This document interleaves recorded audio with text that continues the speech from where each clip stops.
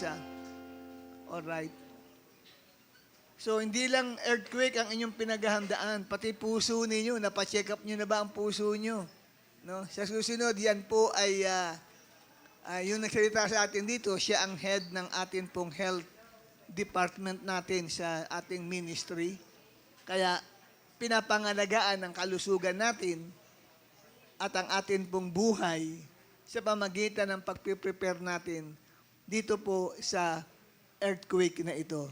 Sapagkat nagpalabas kahapon ang PhilBooks ng advisory. Pinapaghanda ang lahat.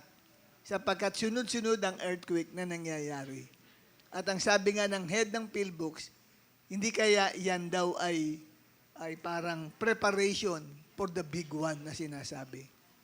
Yun po.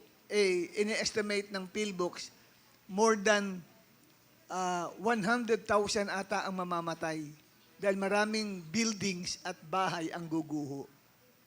Tapos 50,000 ang mga, di ko lang kung mga buildings ang ini-estimate nila.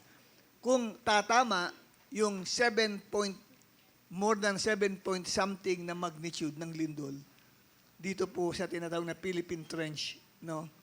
At kaya, nabasa ko rin kahapon yung advisory ni Mayor Dumagoso ng Maynila na magkakaroon ng earthquake drill ang buong Maynila. Kaya yung buong barangay ay magpa-participate lahat sa bawat barangay sa Maynila. Isahan po yun, earthquake drill. At yun po kasi ay ngayon ay pinangangambahan na po pwede pong gumalaw. Sapagkat gumalaw ang marami pong mga trench sa iba't ibang lugar. Di ba? Yung iba naman, grabe, biniblame si BBM naman doon sa earthquake na nangyari. Kasi ang nauna daw na earthquake ay sa Bogo, Cebu. Tapos sumunod sa Baguio, dalawang bina. Ikalawa ay sa Manay dito sa Mindoro, kaya BBM, sabi nilang gano'n. Grabe itong mga taong ito sa Facebook, ewan ko ba. Lahat nilang pinagbi-blame, no? Kulang nilang i-blame ka no? Okay? So, hindi natin alam kung kailan magaganap yan. At least ang typhoon may prediction, di ba? Ito, papalapit na ang typhoon. Signal number 3 na, number 4, nagpe-prepare tayo. Ito, hindi. Hindi mo alam kung kailan ito tatama. Okay? Kaya kailangan tayo maghanda. Kaya yan, sineseryoso natin. Minabuti nating ilagay bago ang preaching itong seminar. Kasi pag sa dulo natin nilagay yan, uwian na lahat. Wala na nakikinig. Wala nang interesadong makinig pa. Kaya inuna po natin yan dahil sa kapakanan natin. Ngayon, hindi lamang po earthquake ang pinaghandaan natin, pati ang ating kalusugan. Personally, tinan nyo, may brother tayo, biglang inatake sa puso. Sinugod kaninang umaga. Di ba? Siguro papunta na sa church natin dito. Kasi nga, hindi nagpapacheck up ng heart. Kaya pa-check up nyo yung heart nyo. Okay? Patingin nyo yung puso nyo. O baka may mga ninervous naman ngayon, may inatake sa puso. Tapos ikaw naman, lalo kang nagpalpitate na yan. Baka iniisip mo, ikaw naman ang kasunod. Wag na, wala nang kasunod yun. Amen? Grace ni Lord ang dapat na manguna sa ating lahat. Ngayon, ang ating team na atin pong magiging pinakatopic sa buong buwan ng October, sasakupin ang buwan ng November, is about discovering who God is in the book of 2 Peter. So, kilalanin natin ang Diyos, sino ba siya, sa aklat ng ikalawang Pedro, na sulat ni Pedro. Ang tawag diyan kung ikaw ay nasa Bible school ay biblical theology. Okay? Kasi sa aklat na ito ng 2 Peter, makikilala natin ng lubos ang Diyos. Who God is. And this is how God is. Okay? Kaya ngayon, ang pagpapakilala sa 2 Peter, our God is faithful. Yan po ang ating topic. God is faithful. Ang Diyos ay tapat. Mula sa team, discovering who God is in the book of 2 Peter. At ang teksto na i-expound ko sa inyo ngayong umaga is found in 2 Peter chapter 1, verses 1 to 11. Nariyan po yan. At basahin po natin ito. Medyo may kaliitan ng konti, pero yung mga malilinaw pa ang mata, kaya pang magbasa niyan. Sige, basahin po natin ng sabay-sabay. 1, 2, 3. Mula kay Simon Pedro, isang lingkod at apostol ni Hesus Kristo, para sa inyong lahat na tulad namin tumanggap ng napakahalagang pananampalatayang mula sa ating makatarungang Diyos at tagapagligtas na si Hesus Kristo. Sumagana nawa sa inyo ang kagandahang loob at kapayapaan ng Diyos sa pamamagitan ng inyong pagkakilala sa Kanya at sa ating Panginoong Hesus. Tinanggap natin sa pamamagitan ng kapangyarihan ng Diyos ang lahat ng bagay na magtuturo sa atin upang tayo'y mamuhay na makadiyos. Ito'y dahil sa ating pagkakilala kay Jesus, na siya ring tumawag sa atin upang bahaginan tayo ng kanyang kaluwalhatian at kadakilaan. Sa paraang ito, verse 4, ay binigyan niya tayo ng mga dakila at napakahalagang pangako upang makaiwas kayo sa nakasisirang pagnanasa sa salibutang ito at upang makabahagi tayo sa kanyang likas bilang Diyos. Dahil dito, sikapin ninyong idagdag sa inyong pananampalataya ang kabutihan.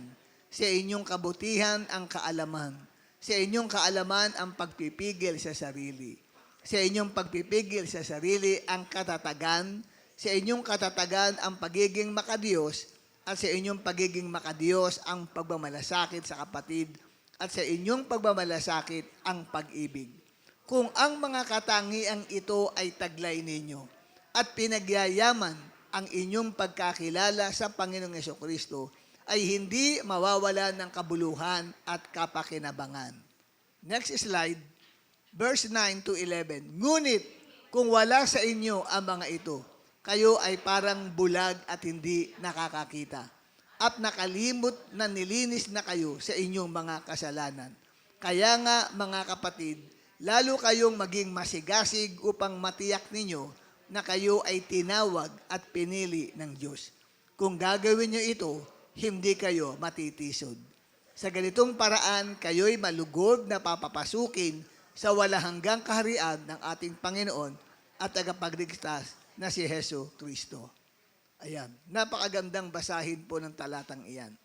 At ang introduction ko, kapatid, may mga panahon ba sa buhay mo ngayon na parang hirap na hirap ka ng magtiwala sa Diyos o sa tao?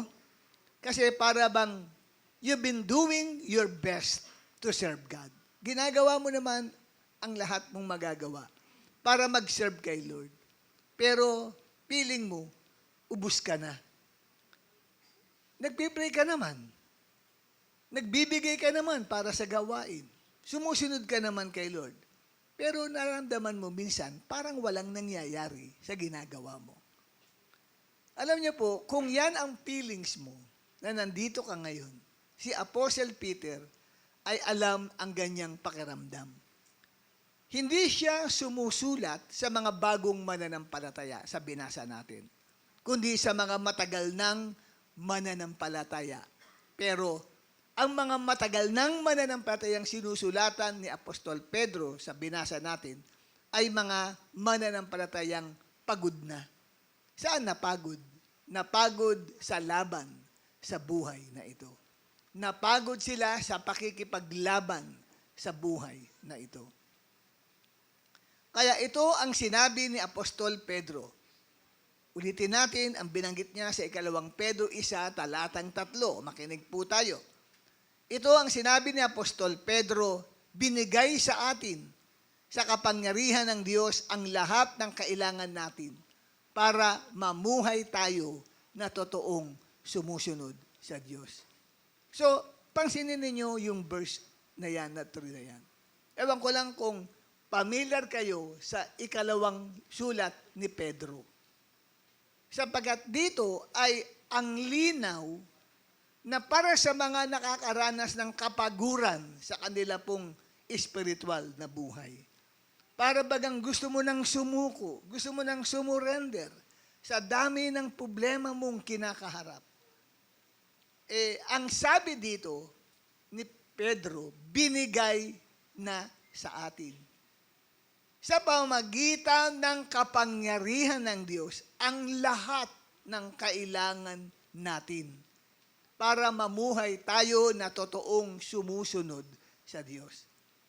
So, kung atin pong bibigyan ng pansin ang statement na yan, na binigay na sa atin ang lahat ng kailangan natin, hindi tayo binigyan ng ilan lang na kailangan natin sa buhay na ito ng Diyos. Kundi sa halip, binigyan tayo ng Diyos ng lahat. Anong ibig sabihin ng lahat? Ano ibig sabihin ng lahat? Walang exempted, di ba? Lahat. So, pag sinabing lahat, ibig sabihin, lahat. Kalimutin mo katabi mo. Sabi mo sa kanya, binigyan ka na pala ng Diyos ng lahat.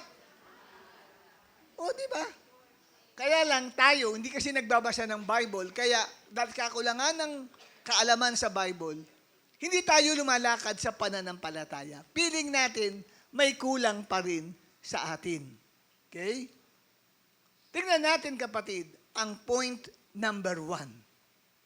Point number 1, una, dahil sa katapatan ng Diyos, binigyan niya sa atin ang lahat ng kailangan natin para tayo ay lumago sa ating buhay espiritual.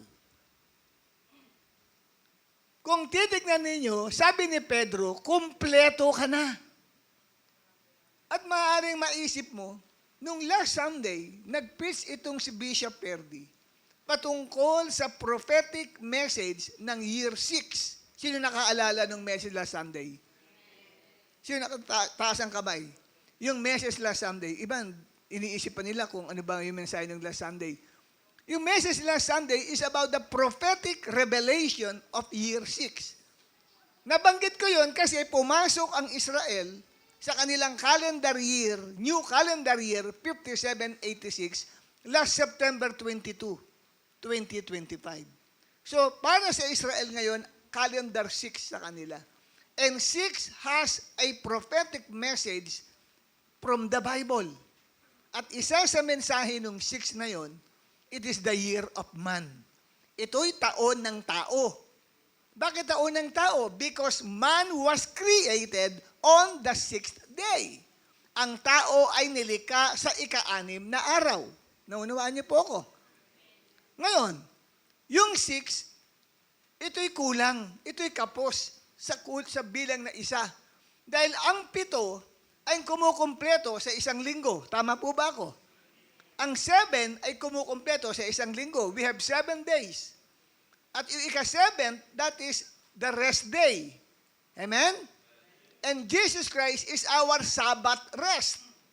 Naintindihan niyo po, pag sinabing Sabbath rest, siya ang ating pahinga. So, yung 7 is the number of completeness. Yung 6 kulang sa isa, so ibig sabihin, short of perfection. Hindi tayo kompleto. So, man is not perfect.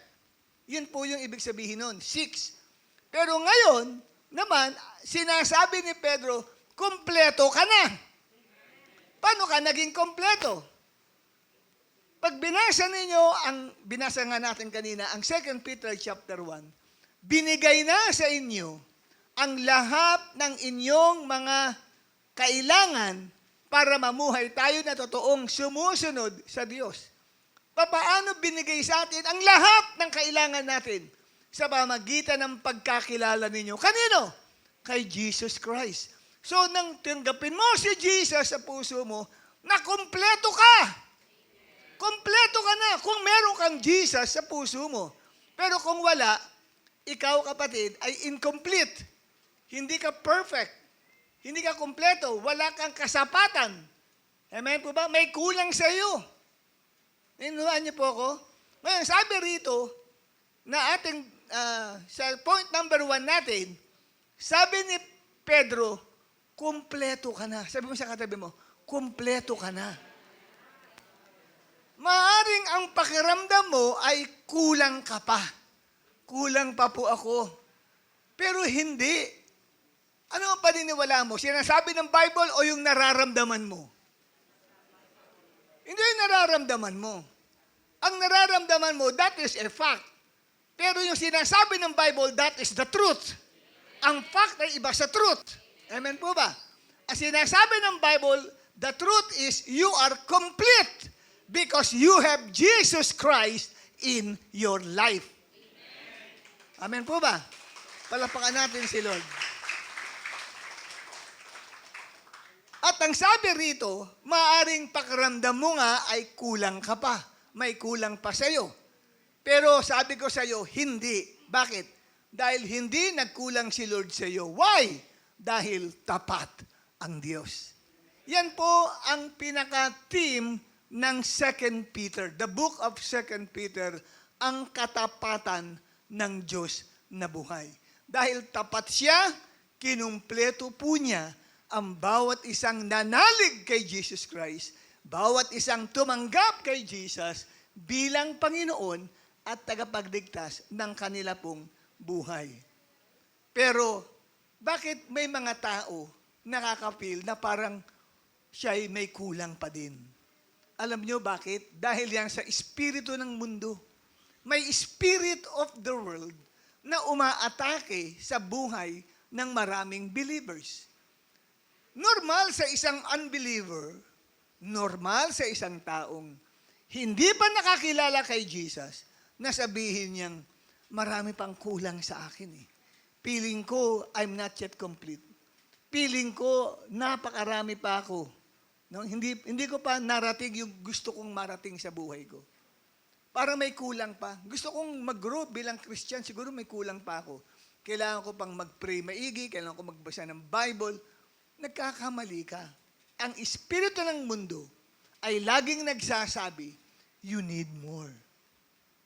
Bumubulong-bulong yan sa isip mo. You need more. You need more money. May pera ka na, ha? You need more money. Anong gagawin ng tao pagka narinig niya sa isip niya, you need more money? May pera ka na. Isusugal mo pa. Tama ba ako? Malaki ba tama ko? O malaki ang tama mo? Tama ba ako, mga kapatid? Yun po ang bumubulong. You need more money. Dapat husto na yung pera mo. Ang problema, isinugal mo pa. Natalo ka at gusto mo makabawi. O hindi ka naman makabawi-bawi. That's why, yung iba naman, sinasabing, you need more girlfriend. You need more boyfriend. You need more men. You need more women. Yan po eh. Bulong po yan eh, ng spirit of the world. Walang kasapatan ang espiritu ng mundo. Pag naghari sa buhay ng isang mananampalataya ang espiritu ng mundo o espiritu ng sanlibutan, wala po siyang maramdamang kasapatan. Though he is a believer, though he is a Christian. Pero when we look at the Bible will say the truth to you. You are complete. You are enough. Kompleto ka na. Yan ang sabi ni Pedro. Pero sa sarili mo, mukhang hindi totoo. Bakit? Kasi nangangailangan pa ako. Feeling ko nangangailangan pa ako. Feeling ko may kulang pa sa akin. Bakit mo yan ang naramdaman mo? Because that is the work of the spirit of the world in your life. Espiritu ng mundo yun.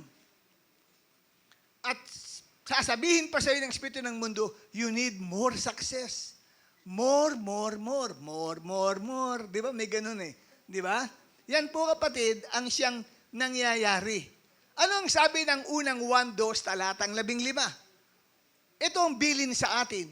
Kalabitin mong katabi mo. Sabi mo, ito ang bilin ng Diyos sa iyo at sa akin. Basahin natin. 1 John 2:15-16. Huwag ninyong mahalin ang mundo o mga bagay na nasa mundo. Kung mahal nyo ang mundo, hindi nyo mahal ang Ama. Lahat ng bagay sa mundo. Ano ang mga bagay sa mundo? Mga pansariling pagnanasa. Mga nakikita at gustong makuha ng tao at lahat ng nandito sa mundo na ipinagmamalaki ng mga tao. Lahat ng yan, hindi galing sa Ama, galing yan sa mundo. O, makita ho ninyo, talaga palang ang mundo, ang espiritu ng mundo, wala siyang kasapatan. Sapagkat ang sabi, may tatlong bagay, ang espiritu ng mundo, na pinakikilos niya sa buhay ng maraming tao, kasama tayong mga believers. Ano yon? Pansariling pagnanasa. Sa Tagalog, sa English ay lust of the flesh. At ikalawa ay lust of the eyes. At dito, yung lust of the eyes, ipinaliwanag. Mga nakikita at gustong makuha ng mga tao. At ikatlo is the pride of life. Ano yan, kapatid? Lahat ng nandito sa mundo na ipinagmamalaki ng mga tao. So, yan daw po, kapatid, ay hindi galing sa Father. Hindi galing kay God yan. Galing yan sa mundo. Pero sabi ni Peter, kalabitin mo ang katabi mo, sabi ni Peter, sabi mo sa kanya, mag-usap kayo, hindi pwede yung nagsasalita ka na hindi mo siya kausap. Malaki tama mo talaga pagka ganun. Okay? Ano ang sabi? Sabi mo, kapatid. Oh, English yan. You already have everything you need through Jesus Christ. Nasa iyo na ang lahat ng kailangan mo. Wow! Palakpakan naman natin si Lord. Nasa sa iyo yan kung paniniwalaan mo. Ano ang gusto mong paniwalaan? Yung fact o yung truth? Yes, because truth is the word of God. Amen? Kung feeling mo parang may kulang sabi mo, sinungaling ka. Sinungaling ka, sarili ko. Amen? Ang katotohanan ang tinatanggap ko. Sabi ng Bible, I have everything that I need through Jesus Christ. Nasa akin na ang lahat ng kailangan ko. Next slide natin. Lahat ng kailangan mo, ito para magtagumpay. Ilan sa atin dito gusto magtagumpay sa buhay? Di ba? Para magtagumpay sa buhay, ito ang dapat mong gawin, ito, so and so. Ito dapat, may kulang pa. Kaya feeling mo, kaya hindi ako magtagumpay sa buhay, kulang Hindi ka magtagumpay sa buhay physical at sa buhay spiritual, may kulang. No. Ang sabi ng Bible na binasa natin, lahat ng kailangan mo para maging successful ka sa buhay physical at sa buhay spiritual ay ibinigay na sa iyo. Nasa iyo na. Kaya ano ang sabi rito? Huwag mong hingin sa Diyos na bigyan ka ng success and victory in life. You don't need to pray, Lord, give me success. Bakit? Nasa iyo na Amen? Ano ang sabi rito? Dahil nasa iyo na yun, tanggapin mo ito by faith. Paniwalaan mo ang sinasabi ng Biblia at kailangan mo na lang ipamuhay, kailangan mo lang gumawa, kumilos ka, at wag mong hintayin dumating ang success. Kumilos ka. Sapagkat yung kailangan mo para magtagumpay ka sa buhay na ito ay nasa iyo. Yung ano ba kailangan mo para mag-succeed sa buhay? Isipin mo, ano nga ba kailangan ko para mag-succeed ako sa buhay? Anong sabi ng Bible? Nasa iyo na. Ibinigay na. Yung kailangan mong material na bagay, kailangan mong ingredient na bagay, katangian na bagay, ay nasa iyo na para mag-succeed ka sa buhay na ito. Hindi lamang sa physical na buhay, kundi sa spiritual na buhay. Para lumago ka sa iyong spiritual life. Mag-grow ka mula sa pananampalataya. Anong sabi ng Bible? Make every effort. Sabi sa verse 5. 2 Peter chapter 1 verse 5. Ano sa Tagalog ang make every effort? Tagalogin mo nga yan. Kyle, Tagalogin mo nga make every effort. Ha? Make every effort. Ano sa Tagalog ang make every effort? Sige po. Ha? Gawin mo ang lahat mong makakaya. Idagdag mo sa iyong pananampalataya ang ano? Ang kaalaman. Sino magdadagdag? Hindi mo sinabing idadagdag ng Diyos, idagdag mo. Kasi meron ka ng, nasa iyo na binigyan ka ng Diyos ng power. Kikilos ka na lang. Ang problema, hindi ka kumikilos. Ang problema, tingin mo kulang pa, wala kang magagawa because of lack of faith. And lack of faith comes from lack of knowledge from the Word of God. Kulang ka sa kaalaman ng Bible eh. Nasa iyo na. Amen po ba? Ang kailangan mo. Kaya idagdag mo sa pananampalataya mo ang kaalaman. At ano pa, pagtapos ang kaalaman, idagdag mo ang anong sunod? Uy, hindi niyo alam? Ang mabuting asal, ang kabutihan. Tapos idagdag mo din sa kabutihan ng ano? Ang pagpipigil sa sarili. Idagdag mo sa pagpipigil sa sarili ang katatagan. Amen po ba? Yung perseverance. At idagdag mo sa katatagan ang ano? Hindi nyo kabisa ang 2 Peter, ha? Ang pagiging makadiyos, godliness. Tapos idagdag mo sa pagiging godliness o pagiging makadiyos ang pagmamalasakit sa mga kapatid, brotherly kindness. At idagdag mo sa mga pagmamalasakit sa mga kapatid ang pag-ibig. So nag-grow ka, nag-grow. Hanggang sa hindi ka na nagiging maramdamin. Hindi ka na nagiging matampuhin. Hindi mo na ini-interpret yung kilos ng isang tao. Tayo, minsan, pag yung movement ng eyes, movement ng lips, ng body, binibigyan natin ng meaning eh. O mga salitang lalabas sa bibig ko, nasasaktan ka, na-o-offend ka. But if you reach the level of love, wala na. Hindi ka na magtatampo. Hindi ka na ma-o-offend. Hindi ka na magdaramdam. Mawawala ang pagiging maramdamin mo. Pag nag-preach si pastor, hindi mo iniisip, pinatanaan na naman ako ni pastor. Hindi mo na iisipin, pinatamaan ka. Kasi you are reaching the level of love. Paano mo na-reach yun? Kusang dumating sa'yo o pinagsikapan mo? Pinagsikapan. Bakit mo pinagsikapan? Di ba yung works na yun? Oo, kasi ang salvation is by grace eh. Pero yung growth natin is by works natin yun. Bakit? Dahil meron ng kapangyarihang sinilid sa iyo eh. Yung kailangan mo para lumago ka sa iyong pananampalataya ay nasa iyo na. Kaya there's no way para hindi ka lumago. Wag mong sabihin, kaya hindi ako lumalago eh, kasi yung church na inaatinan ko, patay eh. Binlame pa yung church. Kaya hindi ako lumalago. Alam nyo, kasi yung pastor, yung bishop na nangangalan yung walang kabuhay-buhay. Walang anointing. Bine-blame yung mga ngaral. No, wala. Wala kang dapat i-blame. The only one that you need to blame is yourself. Kasi kinumpleto ka na ng Diyos, nasa iyo na ang kailangan mo para mag-grow ka into the level of love. Amen po ba? May mga matampuhin pa ba rito? Pag hindi ka nakamayan, sama-sama ng loob mo. Pag hindi ka nakangitian, ang sama-sama ng loob mo. Pag hindi ka nabigyan ng upuan na gusto mo, hindi ako dadalo next Sunday. Paborito ko yung upuan yun eh. Yung malapit doon sa electric pan eh. Wala. Hindi nag-grow. Tapos, i-blame niya, ba't di ka nag-grow? Eh kasi, yung leader ko. Eh kasi, ganito, yung church na pinuntahan ko, hindi anointed.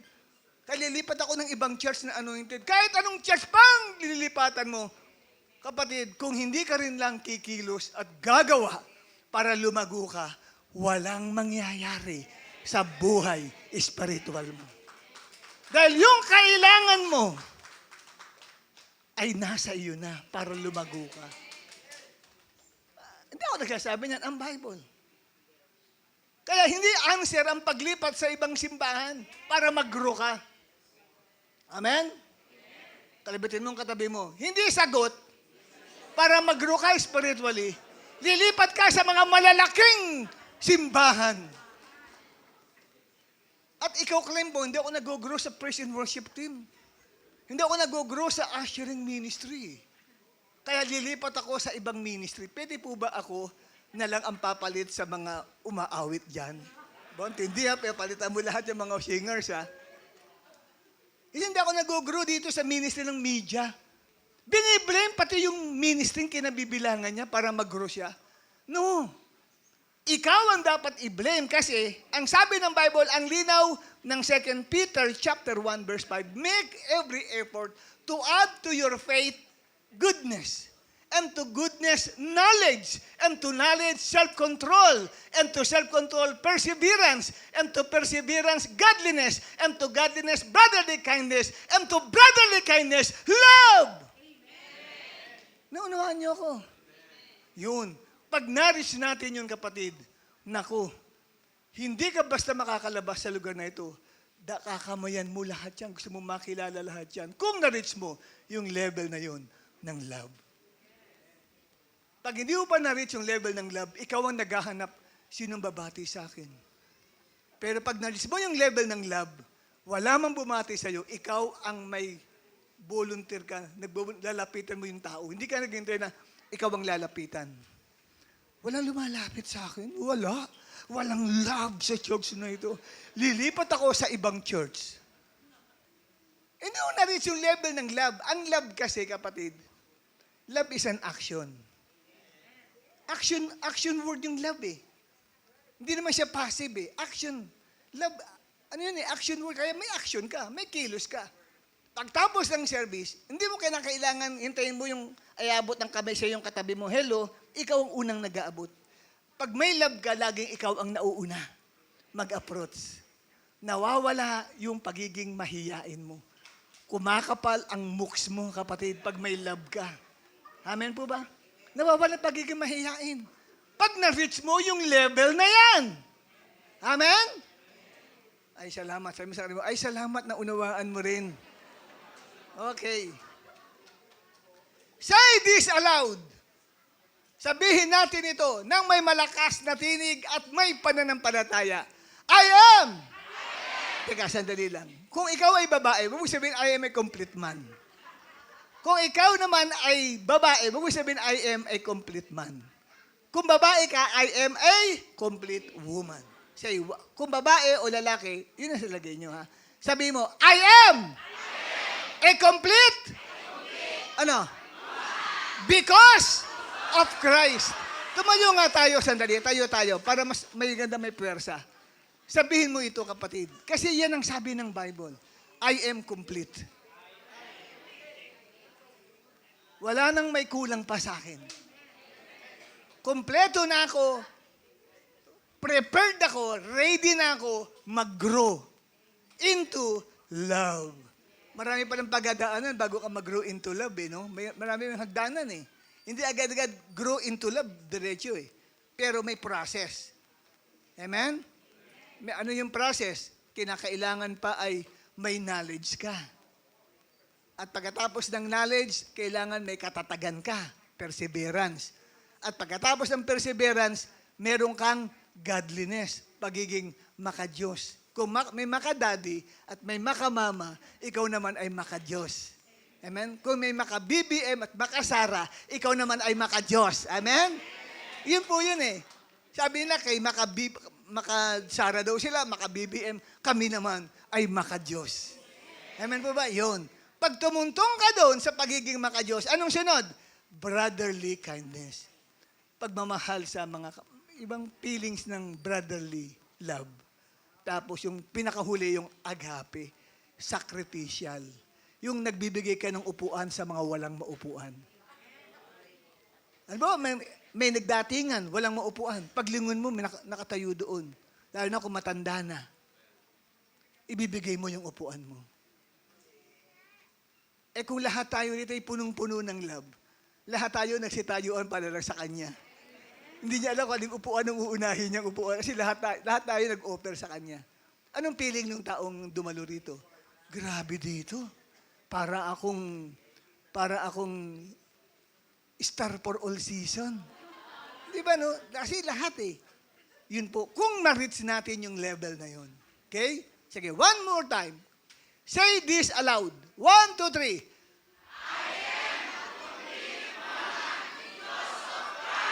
At Yung tao naman, ituro mo siya. Wag gamitin ang I am. You are. Kung lalaki yan, you are a complete man. Kung babae, you are a complete woman because of Christ. At i-pronounce natin ito.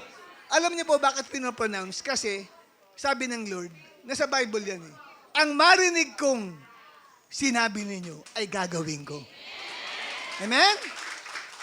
Nasa book of Numbers yun. O, pakirinig mo sa Lord. Yung sabihin, 1, 2, 3, I am a complete man because of Christ. Yan, palakpakan natin si Lord. Makakaupo na ang bawat isa sa atin. Point number 2 tayo. Sa point number 2, ang mga pangako ng Diyos mula sa Bible ay pundasyon ng ating pananampalataya. Hindi tayo nabubuhay sa hype, nabubuhay tayo sa hope. Hindi tayo nabubuhay sa feelings, nabubuhay tayo sa faithfulness ng ating Diyos. So yan po ang isinasaad ng ikalawang Peter na atin pong binasa kanina. Next slide natin. Mananatili kang nakatayo kahit nanginginig ka. Bakit? Dahil ang pundasyon mo ay hindi yung iyong mood, kundi yung pangako ng Diyos. Amen po ba? Yun ang pundasyon mo, yung promise ng Diyos. Alam niyo po, sabi nga dyan, ang hirap magtiwala kapag parang delayed si Lord. Tama ba? Ano yung sabihin, mahirap magtiwala kapag delayed si Lord? Yung bang alam mo sa sarili mo na kailangan mo ng tulong ng Diyos, hindi pa dumarating. Tapos feeling mo, wala na. Mukhang hindi na ako tutulungan ni Lord. Kaya tuloy, pag may problema ka, hirap ka nang magtiwala uli. Kasi ngayon, nakikita natin, bakit feeling ng tao, pagka nadidelay yung tulong ng Diyos sa iyo, nadidelay yung provision ng Diyos sa buhay mo, ang dali mong ma-discourage at mawalan ka ng pagtitiwala sa Kanya. Kasi uso ngayon sa paligid natin yung pagiging mabilis. Kaya nga mayroong fast food, di ba? Hindi ka na magluluto, pupunta ka na lang sa fast food restaurant. Ready na, may nagluto na sa'yo. Bibilin mo na lang, kakainin mo na lang. Fast wifi. Pag mabagal ang wifi, naku, talaga naman panay ang reklamo mo. Halos maitapon mo ng cellphone mo. Halos gusto mong ihagis ang cellphone mo. Ang bagal naman ng wifi na ito. Gigigil ka eh. Di ba?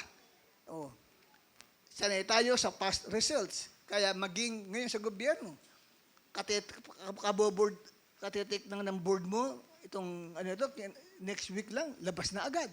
Unlike noon, 3 months pa ang inaabot. Di ba? Ng mga resulta ng mga board exams, ang tagal.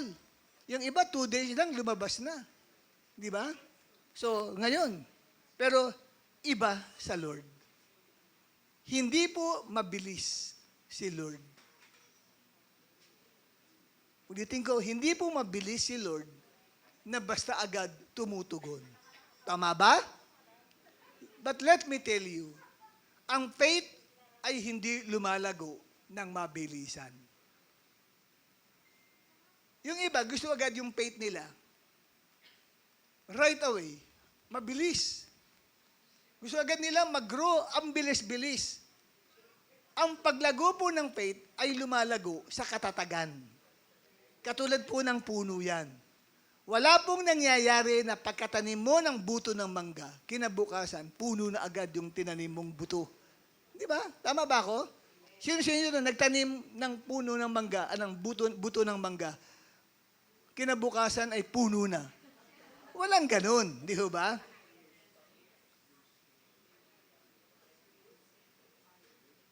Ang nangyayari sa buto ng mangga ay unti-unti itong lumalago. Pero may tatag siya. Nagiging matibay. Mabagal nga ang paglago, pero matibay. Hanggang sa naging isang ganap na puno ng mangga, may bunga na. At nakita natin kahit sandalan mo ang tibay ng puno ng mangga. Unti-unti ang paglago, pero meron siyang pagtatag. So nakita natin dito, mahirap lumago ng may katatagan ang isang puno. Amen? Sa halip, unti-unting lumalago ng matatag ang isang puno. Pero pag ang isang puno, o kahit hindi pa puno, medyo umuusbong-usbong pa lang yung bunga, yung yung buto ng mangga, umuusbong-usbong na siya. Tapos kinakailangan mong laging inililipat sa ibang lupa. Tinatanggal mo siya, ililipat mo sa ibang lupa, pagkatapos ng 1 week, naisipan mo, dito ko lang itanim sa lapit ng bahay. After 1 week, sa tabi lang ng bahay ng mama ko. Doon lang sa tabi lang ng kuya ko. Ano mangyayari doon sa iyong itinanim? Nagiging matatag po ba yung tinatabi natin na tumutubong puno ng mangga? Hindi po siya nagiging matibay. Ganito rin sa atin pong pananampalataya. Kung palipat-lipat po yun pong itinanim sa ibang lupa, hindi po magiging matatag ang pagtubo nito. Kasi palipat-lipat siya. Ganito rin po sa atin. Kung hindi tayo magpapatuloy at hindi tayo mag-i-stay sa isang simbahan at hindi ka magkukontinue ng pagdalo sa pagtitipon, hindi ka magiging matibay na puno na katulad ng aking nilalarawan na puno ng mangga. Kaya dapat ang isang mananampalataya ay continue siyang umaattend, continue siya kapatid na nagserserve kay Lord kahit mahirap, kahit matraffic, kahit busy sa schedule, dapat nariyang ka pa din sa gawain ng Panginoon at ikaw ay lalago.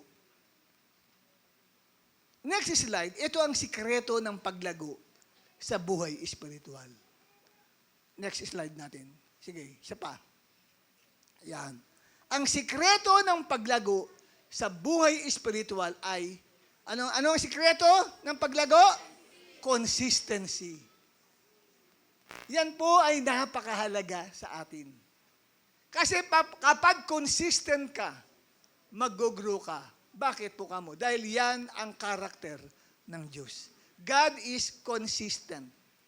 The Bible says, Jesus is the same yesterday, today, and forever. He is faithful. Faithful siya sa lahat ng bagay, lalo na sa mga promises niya sa buhay natin. Kaya kahit nagbabago ang lahat sa paligid natin, tandaan po natin ito. May mga bagay na pwedeng magbago, pero ang Diyos hindi kailanman nagbabago. Ang kanyang mga pangako ay hindi nagbabago. Anong sabi ng Malakay 3 verse 6? Ako si Lord, hindi ako nagbabago. Sa unang Pedro 1 talatang 24, sinasabi sa Scripture, parang damo ang lahat ng tao. So lahat pala tayo ay nilarawan bilang damo. Ang ganda ng damo ay parang bulaklak. Sabi ito, nalalanta ang damo at nalalaglag ang bulaklak. Pero ang salita ng Panginoon ay hindi nagbabago o nawawala kahit kailan. So yung pangako niya ay nariyan.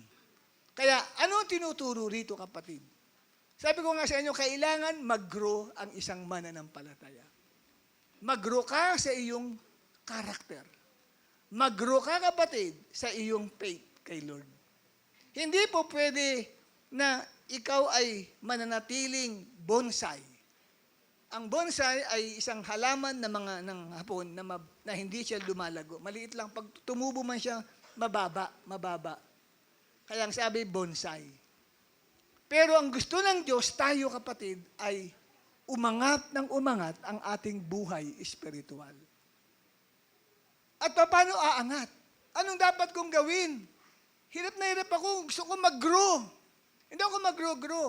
Una, kilalanin mo, lahat ng kailangan mo para mag-grow ka ay nasa iyo na. Binigay na sa iyo ng Diyos lahat ng kailangan mo eh.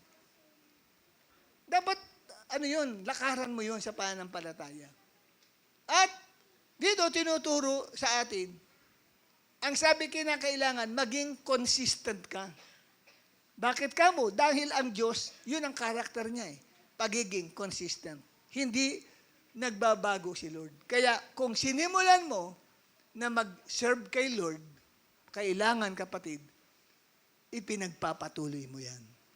Kung ikaw ay nag-apply bilang worker ng Diyos, bilang manggagawa, hindi yung manggagawa ka ngayon, next year, hindi na.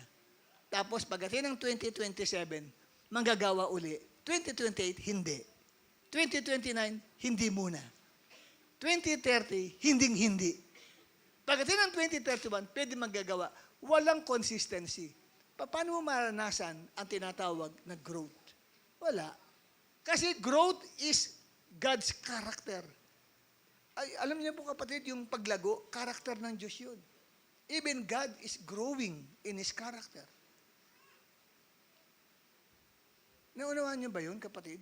Even ang Diyos, kasi ang Diyos yan eh.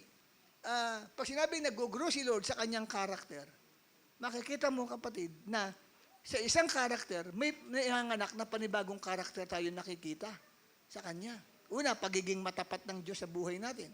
Next naman, iba naman ang pagkapakilala ng Diyos sa character niya sa 2 Peter. Ikaw, victory, iba na naman ang character ng Diyos na ating pag-aaralan. Nag-grow yung character na yun. At sa atin ding mga buhay, kinakailangang makita yon. Kaya napakahalagang i-confess ng iyong labi ang ganito. 1, 2, 3. Sige, pakipakita natin sa slide. Confess with your mouth. Ang pangako ng Diyos ay hindi lamang pampalakas ng loob, kundi pang-transform ng buhay. Hindi ako nakatayo dahil magaling ako, nakatayo ako dahil tapat ang aking Diyos na buhay, si Lord Jesus Christ. Bakit ka nakakatayo bilang isang Kristiyano? Maraming mga bumabagsak ngayon. Maraming Kristiyano ang nagpo-fall. Alam niyo ba yun? Ang dami nagbabackslide ngayon mga Christians. Hindi ko sinasabing dito lang. Hindi kasi ang aking ministry, hindi ang dito sa church natin eh. Sa body of Christ ang ministry ko eh. Ang dami kong pinagsasalitaan ng mga simbahan eh.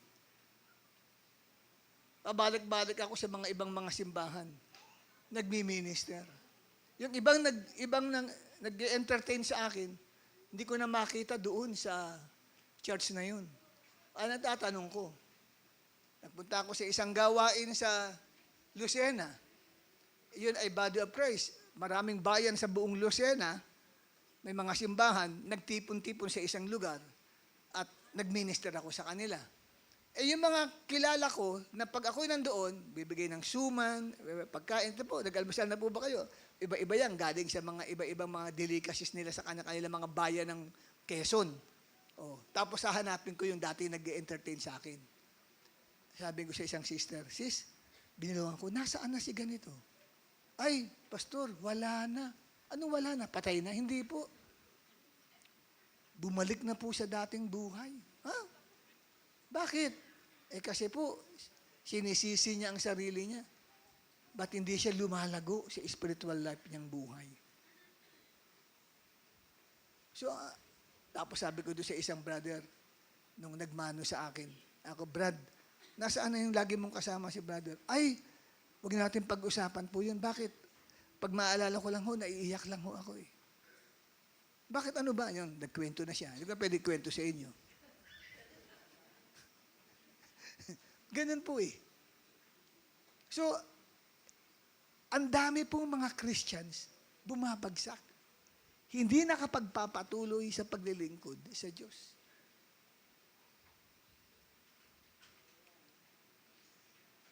Doon sa seminar na pinagturuan ko, nung tuturo ko dati doon, hanggang balcony, punong-puno sila noon eh.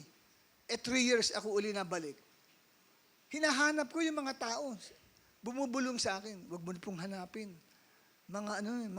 Sumunod na po kay Satanas. Ano sumunod na kay Satanas? Si Satanas ang sinundan. Oh. Ito'y binabanggit ko kasi pag po ang isang Christian, nahinto siya ng pag-grow, ang tendency sa kanya ay pabagsak siya. Kaya kailangan po, kapatid, ang isang Kristiyano nangahawakan sa mga pangako ng Diyos. Amen? Na nakatayo ka, hindi dahil napakahusay mo, napakagaling mong mananampalataya. Nakatayo ka ngayon, naglilingkod ka pa rin kay Lord dahil tapat ang ating Diyos na buhay. Sino yun? Si Jesus Christ. Amen? Sige, tumayo tayong lahat. I-confess natin ito. 1, 2, 3.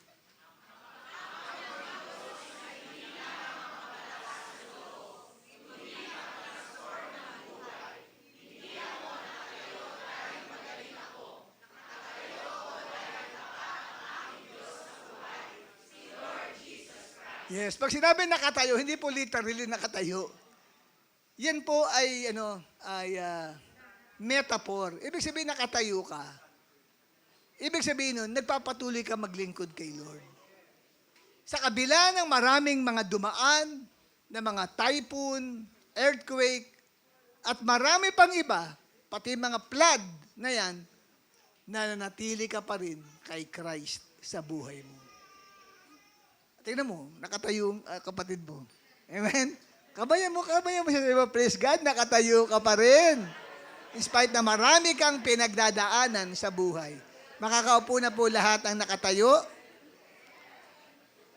At last but not the least, ikatlo. Nasa ikatlo na po tayong point ngayon. Point number 3, ang ating paglago ay sumasalamin sa katapatan ng Diyos. Tandaan niyo po yan, ha? Ang ating paglago, pag sinabing paglago, paglagong espiritual.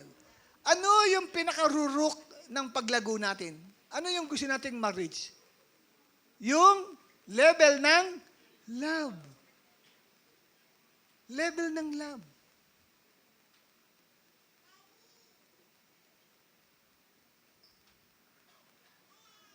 Ang sabi ni Peter sa 1 Peter, keep growing. Hindi niya sinabing never stop or never fall. Bakit? Dahil ang ating paglago, kahit kaunti lang, umuusad ka ng kaunti, ay patunay na ang Diyos ay kumikilos pa rin sa buhay mo. Wala ka pa doon sa level ng love. Saan ka pang level? Nasa faith ka. Di ba? Wala tayo nagsimula sa faith eh. Idagdag mo daw ang mabuting asal. Tingnan mo ang sarili mo. Maganda bang asal ko? Ako ba pagkausap ng tao, suplado o suplada? Sa mga matatanda ba ay nag-uupo ako? O parang ang matandang kausap ko, kala mo bata lang? Nagtanong ka sa isang matanda na, lolo na. Oy, matanda, sabi mo ganun. Saan nakatira dito si ganito? Dyan. Oh, salamat. Wala malang salamat po. Hindi na sinabi, lolo. Di ba? Matanda ang tawag. Oy, matanda. Christian, pero bastos magsalita. Wala pa siya sa level 2 ng kanyang growth. Kasi, pangit ang asal niya. Ang sabi ng Bible, idagdag nyo sa inyong pananampalataya ang mabuting asal. Nakuha nyo? Ang mabuting asal, pag nakasakay ka sa bus, ang sarap-sarap ng upo mo, comfortable ka, may sumakay na isang matandang lalaki o matandang babae. Nakasabit, hirap na hirap. Ang mabuting asal, ibinibigay mo yung upuan mo doon sa tao. Pag nangyayari sa inyo yun, nasa level 2 ka na. Amen? Kahit doon na lang, level 2, malaking growth na yun. At least umangat ka. Amen po ba? At nasasalamin doon ang katapatan ng Diyos. Kahit wala ka pa sa 7th level, which is the level of love. Kasi yung faith-based yan eh. Ang level 1 growth ay nasa mabuting asal. Yun agad. So yun palang evidence ng faith. Ipapakita mo ang tunay na pananampalataya mo kay Kristo, nasa mabuting asal ka. Marunong kang mag-opo sa taong kausap mo. Pero kung sanggol ang kausap mo o bata, ano po? Di ba? Parang abnormal naman yun. Pinupo mo yung mas bata sa'yo. Yung matanda, inuupo mo. O kaya, nagmamano ka sa papat mama mo. O kaya kung hindi uso ang mano, kiss. No? Anong tawag doon ngayon, kapatid? Yung dinidikit mo lang ang pisngi mo? Beso, ganon. So yan po eh. At least, umangat ka. Kesa sa lagi ka nagpo-profess, may faith ako kay Lord. Pero wala ka namang mabuting asal. Amen po ba? Hindi ka marunong gumalang sa nakatatanda sa'yo. Nakatabi mo lang ang isang maganda at sexing babae, chinachansingan mo na agad sa pag-upo. Pangit na asal yun. Amen? Dapat gentleman. O kaya gentlewoman. Nakaupo mo isang guwapo. Oh. At ikaw naman si babae, dumidikit-dikit ang balikat mo doon. Maging gentle ka naman. Magkaroon ka ng mabuting asal. Amen? Ayan. Ayan po eh. Kasi, bakit? Kasi sa ating paglago, kahit maliit lang, sumasalamin yan sa katapatan ng Diyos sa buhay natin. Bakit? Patunay na ang Diyos ay kumikilos sa ating buhay. Amen po ba? Kasi, alam nyo yung power ni God, hindi mo naman kailangan hingin eh. Nasa iyo na kasi. Nung tumanggap at kumilala ka kay Jesus Christ, nariyan na, pumasok na dyan sa loob mo eh. Kaya yung iba, Lord, give me power. Gusto, hindi lang mabatukan ni Lord kasi hindi naman siya ganun. Di ba? Pag nakarinig ka na ganun, Lord, I am lack of power. I am nothing. Teka po na, hindi mo sabihin sa inyo, hindi mo ba nabasa sa Bible, sabi ng lingkod kong si Pedro, lahat ng kailangan mo para mag-grow ka sa iyong pananampalataya ay nilagay ko na sa loob ng Espiritu mo. Kompleto ka na, nariyan na, kumilos ka na lang. Make every effort. Yun ang sabi ng Bible. Okay? Tingnan yung katapatan ng Diyos, iba. Ngayon, kung i-connect natin sa ating panahon, yung point number 3 ko, saan sinusukat ng mundo ang tagumpay? Saan sinusukat ng mundo ang success? Sinusukat ng mundo ang success sa pamagitan ng bilis. Di ba? Yung mga instant. Kaya may mga instant success. Nakuha niyo, kapatid? Pero si Lord, sinusukat niya ang success sa steadiness o tinatawag na katatagan. Mabagal man ang iyong growth, pero matibay ka. May iba, parang ang bilis ng growth nila, pero hindi pala matibay. Bumabagsak din. Parang pagiging manggagawa din yan. Kung ang pagiging manggagawa, may mga madaling naging manggagawa. Ang bilis nilang na-promote sa ministry. At naging head sila ng isang ministry. Pero mabuway. Bakit? Sa bilis na yon, hindi pala siya matatag. Dahil nang tamaan ng problema, bagsak na. Ayaw na maging manggagawa. Gumuho na ang lahat ng mga pangarap niya na magamit siya ng Diyos. Kasi ang bilis ng growth niya eh.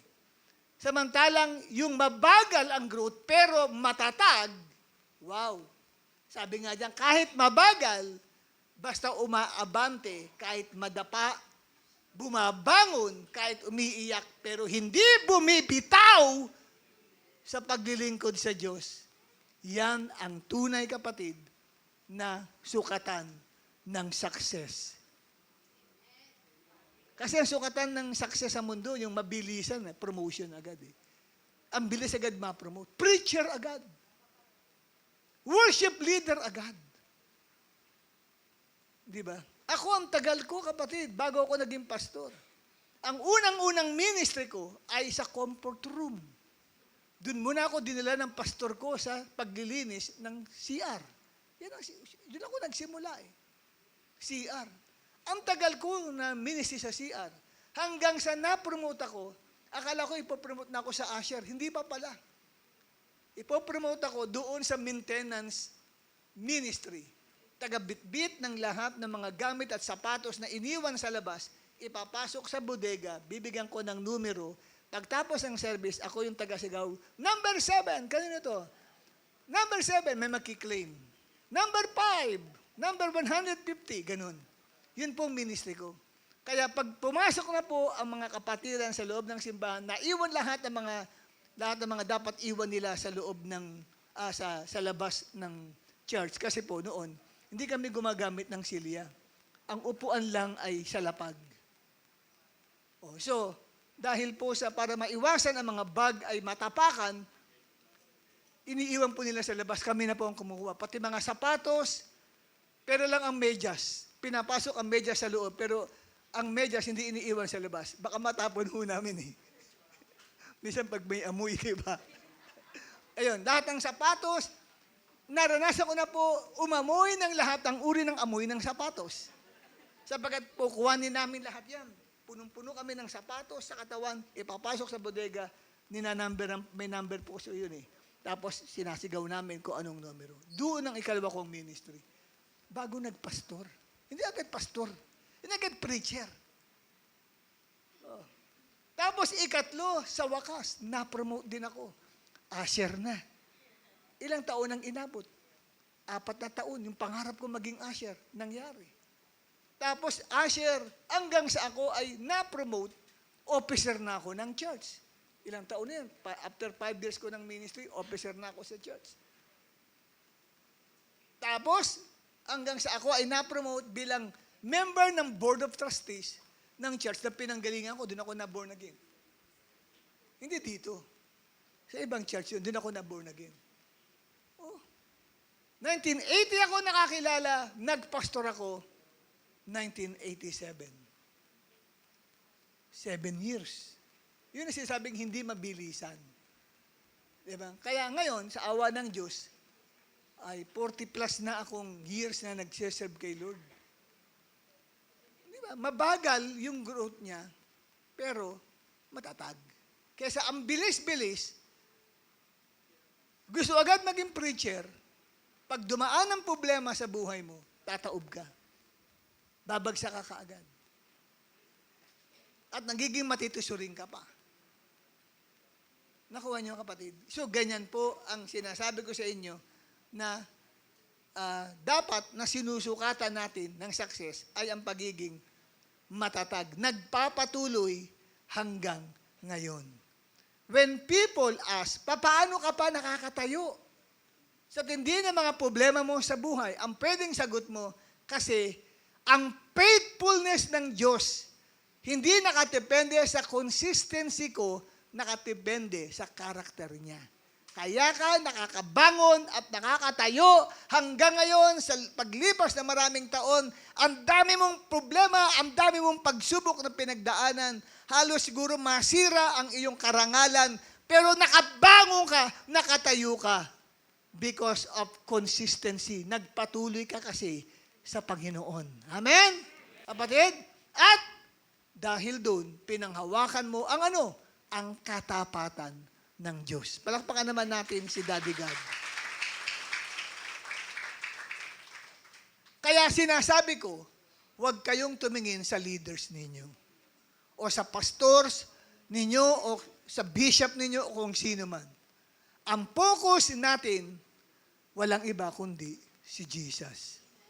Sapagkat ang tao, bibiguin ka, pero si Lord, hindi ka niya bibiguin. Amen? Pumokos tayo kay Lord. Yung faith natin na kay Jesus. Hindi nyo ilalagak sa inyong pastor, o sa inyong bishop, o sino man na leader yan. Sapagkat sila ay subject to fail. But God is never subject to fail.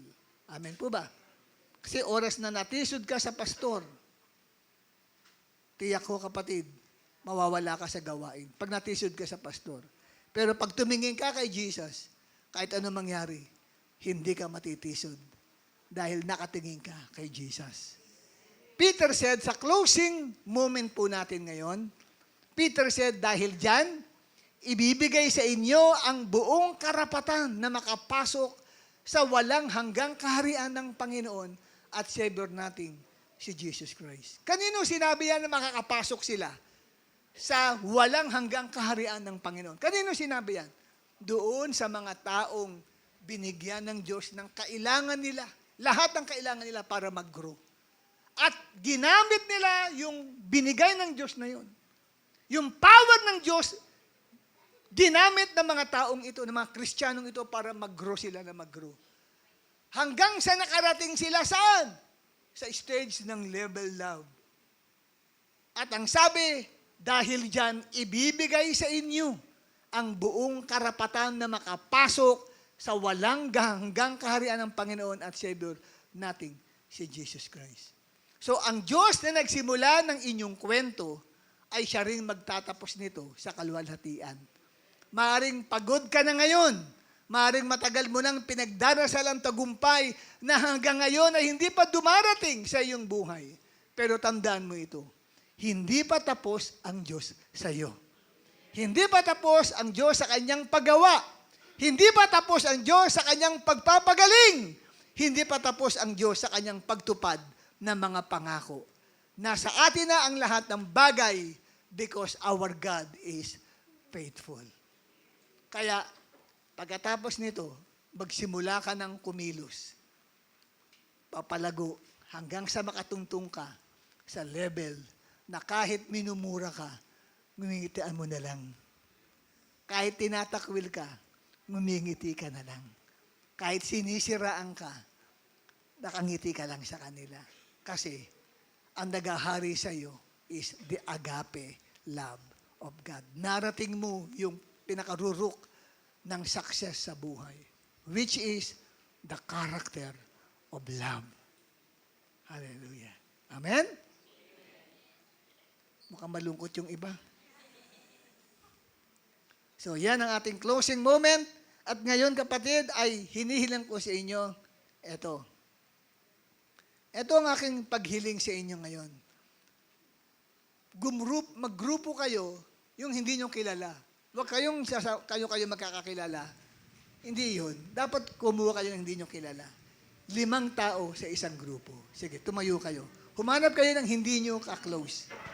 Kaya itong mga 5 member ng Praise and Worship Team, huwag kayo magsama-sama. Humanap kayo ng hindi nyo makilala. Hayaan nyo yung love, huwag kayong mamimili ng tao. Huwag niyong pipiliin yung mga magaganda lang, yung mga pogi lang. Huwag kayong mamimili ng sino man. Sige, 5 tao. Kunin ninyo sila. Tapos, gamitin ninyo yung silya, mag-ground. Ibilog nyo ang silya. Sige po. Makapagkilala kayo. I-practice natin ang ating pong napakinggan. Marami rito mga bagong muka. Sige po, lumabas po kayo ng inyong upuan. Ipakita nyo, lumalago nga kayo. Ibig sabihin, nasa pag-ibig ka na. Hallelujah. Sige, bumuo kayo, 5 tao. 5. Bilangin nyo sarili ninyo, 5. O, kung sobra yan, humanap ka ng ibang kapartner. Mag-usap-usap po kayo.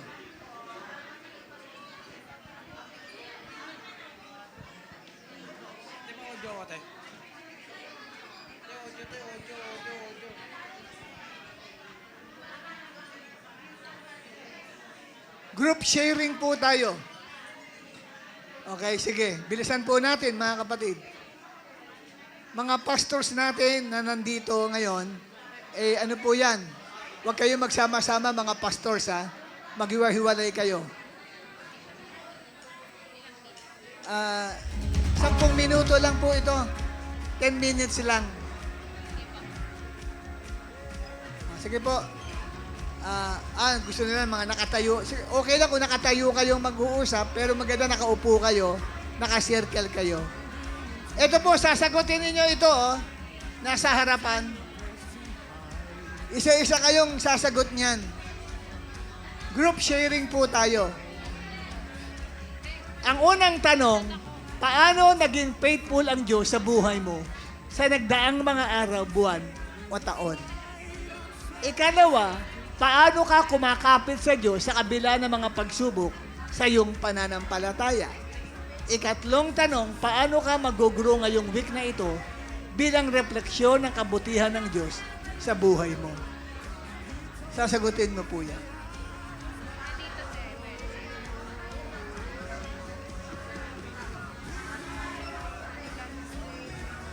Lima lang para makapag-share ang bawat isa.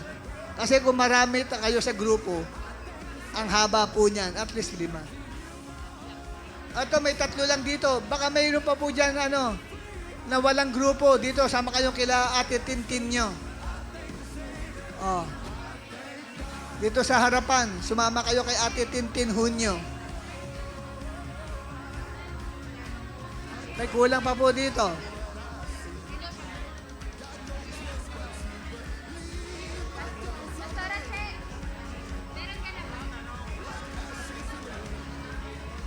Maki-join po kayo, kapatid.